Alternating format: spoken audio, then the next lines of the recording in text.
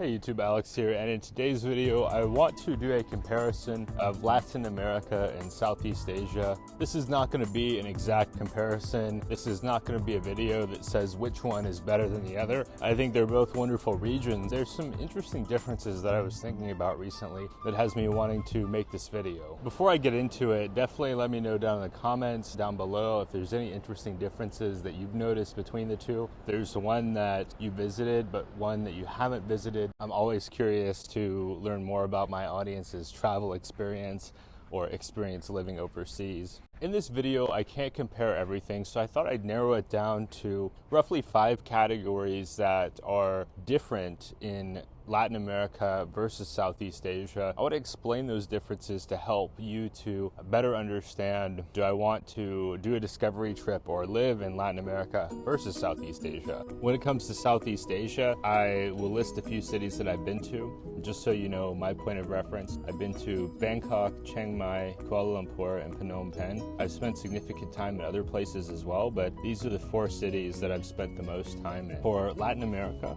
I've primarily spent time in Cancun, Bogota, in Medellin, in Lima, and Cusco. I think this is going to be a lot of people's most important factor, and that's food. In Southeast Asia, Asian food of all kinds is accessible. You'll be able to access numerous Chinese, Japanese, Korean, Thai restaurants in all of the medium-sized cities, with a few Burmese, Filipino, Lao, Malaysian, Indonesian dishes. You will find food from all over the world in the major cities like Bangkok, Kuala Lumpur, Jakarta. But the farther away you are from a certain place, understand that the flavors will be altered to match local tastes. The farther you get away from Southeast Asia, understand that cuisine from that area, they may not be able to access the ingredients they can access in that place very easily, but on top of that, they are primarily catering to local people. They want to alter that dish or dishes to meet local flavor. For example, certain cuisines in Latin America use dairy. In Southeast Asia, dairy is just really there for a limited market, so if you order a dish that is commonly served with dairy, maybe hit or miss. Big example of this is pizza. There are good pizza spots in Southeast Asia. Not every place that serves pizza is going to serve good pizza.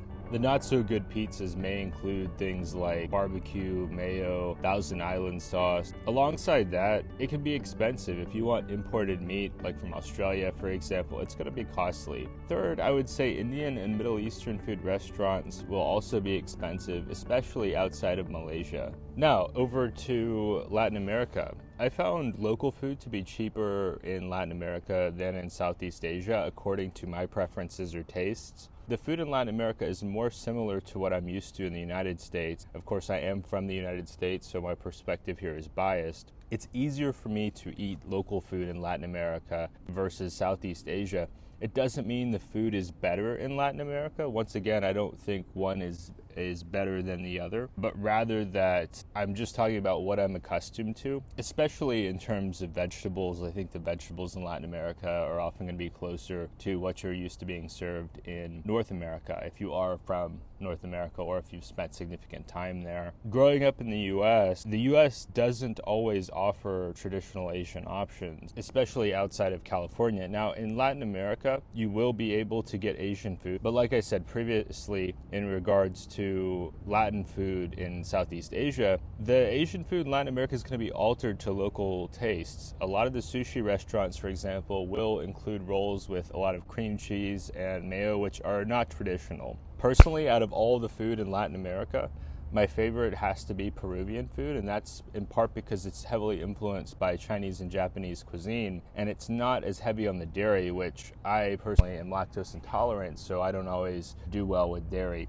Once again, this isn't about which is better, it's just about preferences and also observation. Alongside that, I've just found that the recipes used in Latin America are often closer to what I'm accustomed to. It seems like sometimes in Southeast Asia they're using certain oils or spices that are harder to get or more expensive to get in the US. One advantage that I like in Latin America is that a lot of these Latin American countries have what is called a menu del dia, or a menu of the day, and that's a prefix selection of dishes, typically like a soup, an entree, and a dessert, or a soup, an entree, and a drink. And that really makes it easy. You don't have to do a lot of choosing. I don't see that as often in Southeast Asia, such that when I go to a restaurant in Southeast Asia or I order food, I'm having to do a bit more thinking. I'm having to do a bit more decision making. It may also just be me, but I found that in Latin America, it was easier to opt out of sugar or carbs. It was easier to communicate that or to select dishes that aren't so heavy on that. Whereas at least here in Thailand, and I noticed this in some of the other countries in Southeast Asia, there's a lot of sugar added to various curries or soups or meat dishes that isn't really the healthiest based on what I know and what I prefer as well, taste-wise. Now in Latin America, there are a lot of panaderias or bakeries that do offer sweets and desserts, but it felt like something I had to specifically go and get versus being able to order something like a steak. Moving on to the weather in Southeast Asia. In Southeast Asia, the entire region is tropical. It's considered within the tropics. With few exceptions, such as Baguio City in the Philippines, you're going to have hot, tropical, humid weather most of the year. Basically 9 months of the year. In much of the region, it's going to be hot and humid. You have to be prepared for that. You have to be prepared with sunblock, with plenty of water. Understand that some days you're just going to feel like it's too hot to really get out and do a lot. Particularly, I think in March through May tends to be the hottest months. And I found that when I came to Thailand in May 6 years ago, that it was really, really hot. And that took some adjusting. I think that's part of why so many people look at Southeast Asia, broadly speaking, as a place where you go to see beaches, because the thought is, well, hey, if it's hot, at least I can go to the beach and cool off in the water and wear a bathing suit and really enjoy it. Your big factor here will often be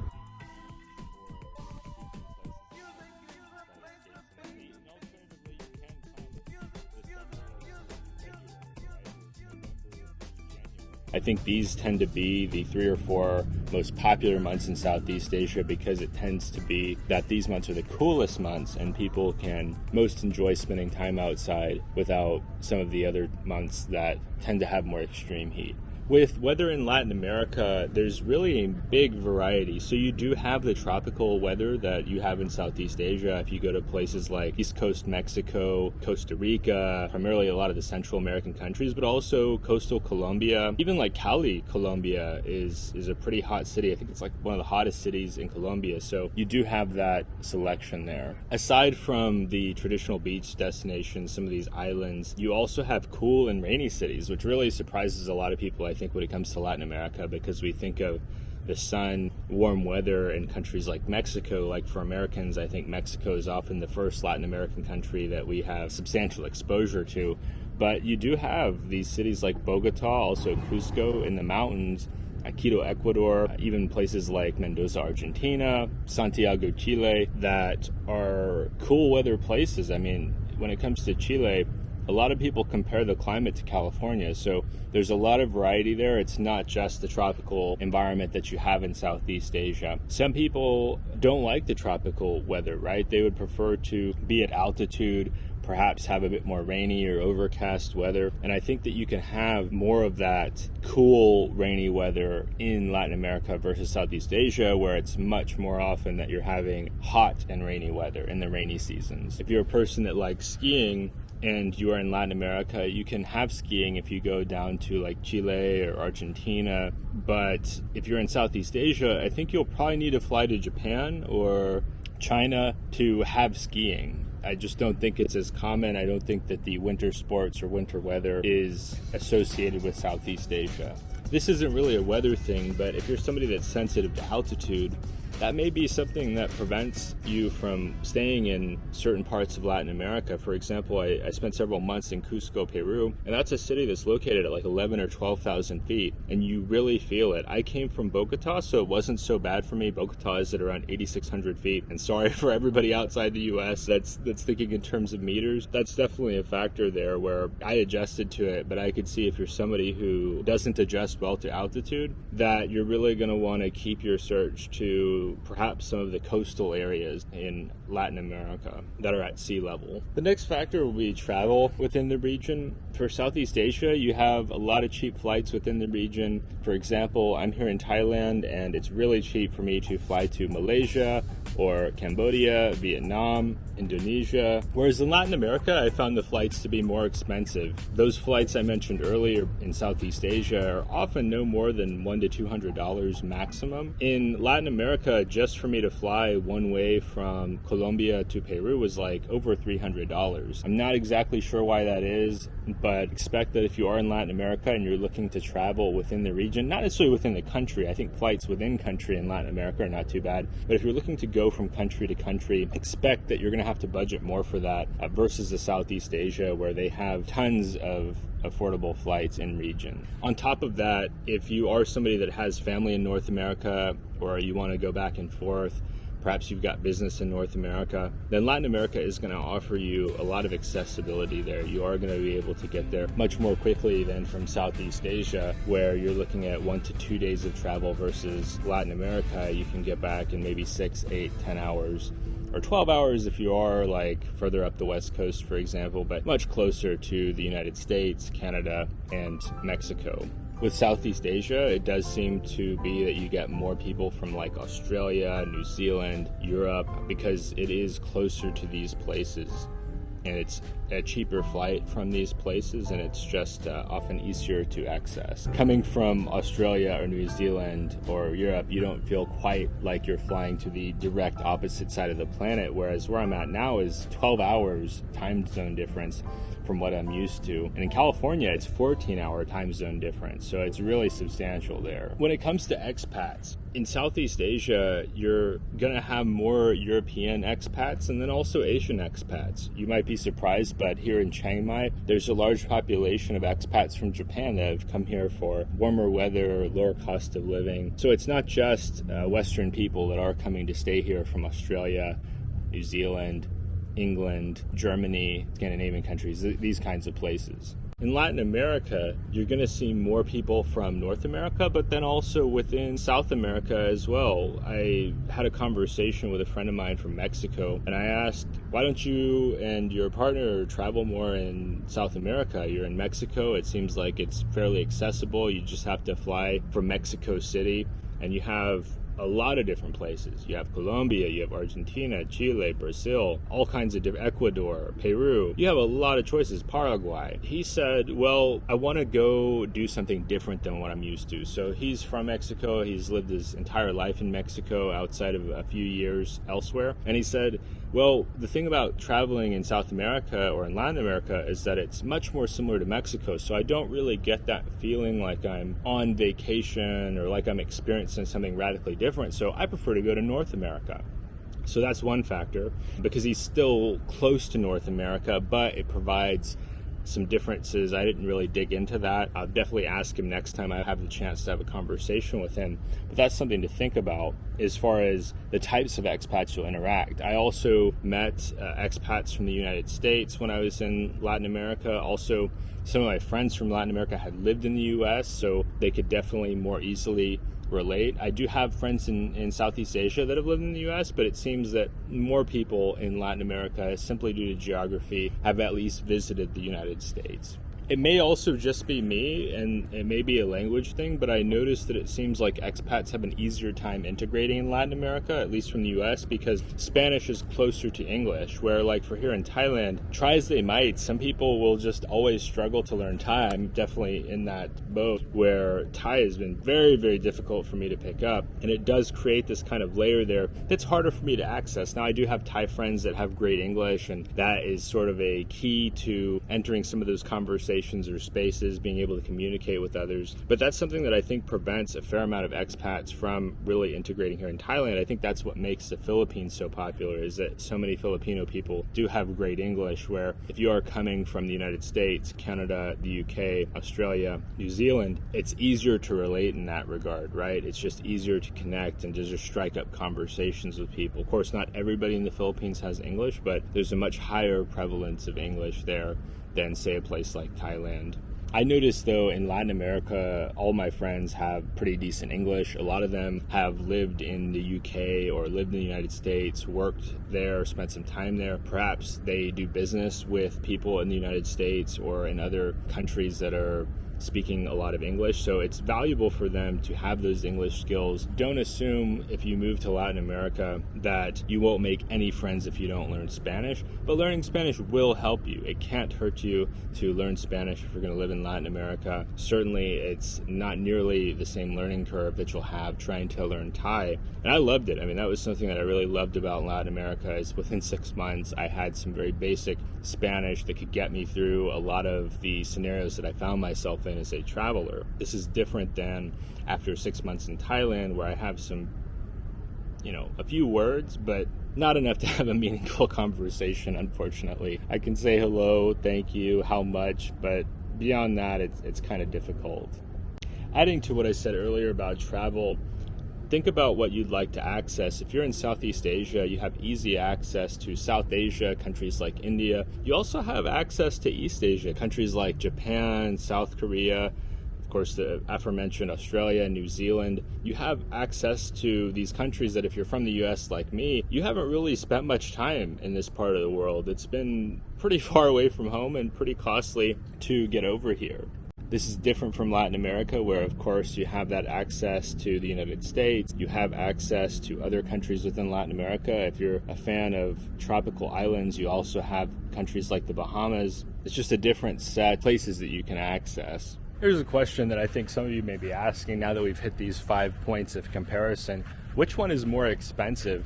Well, I don't necessarily think it's always easier to answer that. I think a lot of expats that I've talked to said, generally speaking, Southeast Asia is more affordable, but I don't think that takes the entire conversation into account. What I think is a more accurate comparison or way of thinking about this is, one, are you in a big city? Big cities, whether you're in Latin America or you're in Southeast Asia, are going to be among the most expensive places in a country, right? Here in Thailand, Bangkok is one of the most expensive, if not the most expensive cities in Thailand, not just because of cost of rent, food, and transportation, but also the sheer amount of things that you have to spend money on. There's parts of Thailand, for example, Isan, where people may live on a low budget, not because they're always the most frugal, but because there's really limited things to spend money on.